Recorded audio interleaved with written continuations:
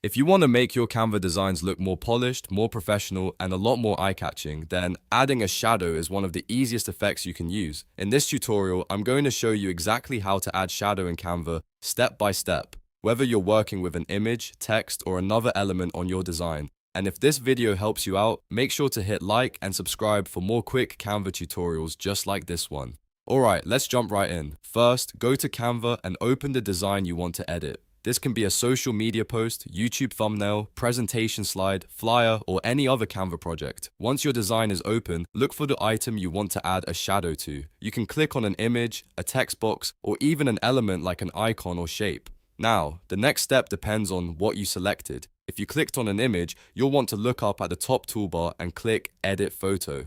If you clicked on text, you should see the Effects option instead. These are the two main places Canva uses for shadow settings. Size settings, so choosing the right one is important. Once you're in the correct menu, look for the shadows option and click it. Canva will now show you different shadow styles you can apply. You'll usually see options like drop, glow, backdrop, and outline. Each one creates a slightly different effect, so you can pick the one that works best for your design. Drop shadow is great if you want a simple depth effect. Glow is useful if you want something softer and more highlighted.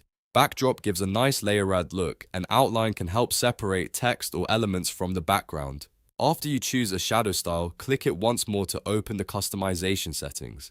This is where you can fine-tune the effect so it looks exactly the way you want. You can adjust the blur to make the shadow softer or sharper. You can change the angle to control where the shadow falls. You can also adjust transparency if you want it to look lighter or more dramatic. And if the shadow needs a different tone, you can change the color too. Take a moment to play around with these settings because small changes can make a huge difference in how professional your final design looks. If your shadow feels too strong, reduce the transparency or increase the blur. If it looks too flat, try changing the angle or using a darker color. The goal is to make the shadow enhance your design, not distract from it. Once you're happy with how it looks, you're done.